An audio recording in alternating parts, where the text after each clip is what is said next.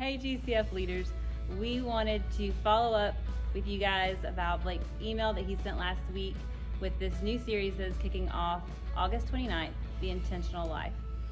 So we just want to break down some of the details and maybe some questions that you guys have of how it applies to you and our life groups. So Blake, how about you start by telling us about this series? Yeah, thanks, Allison. This series was born out of just some, I guess, doing ministry over the last couple decades now, sitting down with individuals and hearing about some core things that we all know that we need in our lives as disciples of Jesus, as followers of Jesus. And as time goes by, those core things, we would say maybe even are fundamental, aren't in our lifestyles. And we feel that, we feel the need to put those in our lifestyles, we feel the need to adjust, but they just never get there. And that's for a lot of reasons. But a couple of verses begin to come to my mind. One was in, I think it's Proverbs, it says, where there is no vision, the people cast off restraint. And so if we don't really understand or have a core conviction about what are the essential things of a follower of Jesus should have in his lifestyle, we don't know what to say no to. We say yes to everything. And this is a culture that we're in of more. You can do more. You can always do more. And then even the church can get into that habit as well, where we're just more stuff. And then we come back and we realize, man, I'm not living for what's eternal. I'm not living the essential life or an intentional life of purpose. So that's kind of where it was born out of. And then this reality, the Apostle Paul, in 1 Corinthians 9 says that he does not run like a man who runs aimlessly. He does not box like a man beating the air, but he runs with intentionality. And so the purpose of this series is that we would be intentional about our lives. We all know that the power that this thing has. We're aware of that. We're recording on this device, so we love these technologies, but we also realize that they have a tendency to harvest our time and attention. And so if we're not careful, if not we're intentional, we're going to wake up years from now. We haven't changed much of anything. We have the same kind of struggles we've had. And so I want to set aside some time at the beginning of our fall semester to, hey, what are the essential things that need to be in my life? And then how do I make room for those? Because we're all called to follow Jesus, but we also have calls. Like most of us in this room aren't called to the ministry. We have occupations, so how to live out that life on purpose. And do that for the glory of God, as well as everything else we're supposed to be doing. Yeah, no, I think the timing of this series is perfect because as a parent, we all know kids' activities ramp up, school ramps up, and so it helps focus and be intentional of what we say yes to even there as well. Agreed. So, tell us, I guess, what this looks like for life groups, because on August 29th, we're going to launch our life group semester, and I know that this is going to kind of change, maybe, hopefully, how we kick off and launch these life groups. Yeah, it's a great question. I'm going to let Beatty speak into that. But just to frame this is the why. Jesus says in the scriptures that there's lots of people who come to me and hear my words, but few put them into practice. And 40 minutes of a sermon once a week, if you're here once a week, is great. It's helpful. It's essential even. Right. And yet, it's probably not enough to see something change in our lifestyle. And so we wanted to just plug in and lean in for a month, 5 weeks, to say, hey, how do I take what we're hearing and then work this out? Because this takes conversation. It's not just a cookie cutter, hey, Blake, I heard what you said, and I'm going to apply it in my life. But how does that work for a doctor who's working 60 hours a week? Or how does that work for a stay-at-home mom who's homeschooling her kids? That needs to be worked out in a conversation with other people. So that's why we've kind of decided, hey, let's not just preach a message, but let's work out that message right in our everyday lives. No, that's really good. In fact, Jesus, he said that those that put his words into practice are wise. And so we want to actually bring wisdom to our sermon series and say, hey, as a church, let's take what Jesus said seriously. And part of us taking 5 weeks during this series to say, let's get all of our groups to focus together on the same discussions.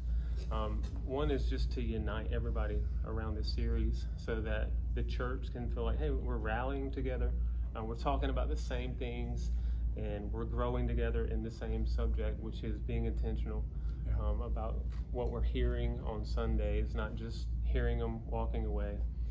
So that's one of the things, is that we could unite around this. We also wanted to set our groups up for success. The fall, like Allison said, can be crazy, it can be busy. And even thinking about your life group starting back might feel like, oh no, another thing. But if all the material's done for you, provided for you, maybe we as a church can come alongside, assist, and say, hey, here's how we're going to start our groups, take the pressure off of you having to prepare, figure out what you're going to talk about, and at least for the first month or a little more than that, your group has everything ready and you can focus on what really matters, inviting people, the relationship building, hosting, and just doing life together. And that's the other thing we wanted to accomplish. Yeah, that's really good. I'm excited about that, excited that we get to do something together. I'm excited about the conversations that'll be started, because we all know it's not just I heard something on a Sunday and I go home and I implement it, but it's the conversations that what I hear in the sermon and what we're hearing through the scriptures. It's those conversations that happen, that stir our hearts, that start to create some movements in our lives. So that excites me, because this is what I know about our church. Here's some deep theology right here, right? We are broken people. So we need some guardrails sometimes to help us move forward and make the changes we need to make. But I also look around this church and say, man, there's some powerhouse, amazing, talented people in this church. And I'm confident, man, if we'll do the few things, and there's few, the essential things of lifestyle and as a disciple, we're going to be amazed at the fruit that comes out of our own lives. Mm-hmm. And I've seen that. It doesn't happen immediately. It's not, we went to church and we did the series, but as the lifestyle begins to implement, we're going to look up and we're like, wow, like I'm bearing fruit for the first time in maybe years, mm-hmm. because I'm giving room for what matters. So this is not about doing more, but this is about doing more of what matters most, and that's the lifestyle, and the essential things of what it means to be a disciple of Jesus. That's great. Yeah. No, I think that's exciting. I know that TD and I have talked a lot about how the sermons have been really great and meaty, and so I think this is just taking us to the next level as a church to apply it to our lives and discuss it too. So I'm excited about it. Okay, so now tell us how we find the material and when it's available. Good question. So we're going to provide the material as a team as we prepare the sermons each week. And so that way the discussion material is going to be made available. Our goal will be that Monday following the sermon, and we'll have it on the app and we'll have on the website as well. So you can go access it, download it, or just pull up the app and use that in your group as discussion guide material. And the questions will be right there, and hopefully they'll facilitate great discussion that you guys can really dig into and glean a lot from. And so I know some of our groups are more sit-down, Bible study, discussion-based type of groups. So that material is going to fit that really well. And in fact, if you've listened to the sermon that week, either that Sunday morning or you replayed it on YouTube if you weren't able to be there, you'll have enough of a background to know what's going on to talk. And if you have friends who weren't in the service or haven't listened to it, but you want to invite them to your group, they're going to be able to jump in and interact with the material as if it doesn't matter. And so that's what's kind of neat about this material. You can be in the room and have like a base knowledge of understanding what's going on and be able to be thinking about what you're going to talk about, or not at all. You can bring a friend and they can jump right in. So the other thing is that some of our groups aren't sit down kind of groups. What are we Yeah. going to do for them maybe that are more active? Yeah, I was going to say that some of our groups are more active or activity based, where you just hang out while you walk. And so we're going to create two sets of questions. So one will aid and assist in these sit-down Bible study groups for discussion, but for those that might be more on the go or around an activity, we will use the similar discussion questions, but reword them, maybe simplify them so it's easy to walk and talk, for example, or easy just to discuss based around an activity, maybe a little less informal, or less study driven or deep level in that sense, but still relevant to take the sermon to the next level of application. Yeah, that's good. And just also, this is not like a long-term vision. We're going to make all our groups do this. That's not what we're doing at all. We just wanted to help launch us together, unify us around something, rally, do something together. And then that way we're all kind of working out what does it mean to live a lifestyle, an intentional life after Jesus. And that way we can help each other along the way, because I know I'm going to need help. And I've gleaned from people in our staff along the way as well. So this is just for a short-term commitment. Now, we will have material based on the sermon for those who've enjoyed it and liked it, and hey, this was easy and we want to keep doing this. That's going to be available, so you'll be able to do that, but it won't be something that you guys have to do or feel like you're compelled to do. Yeah.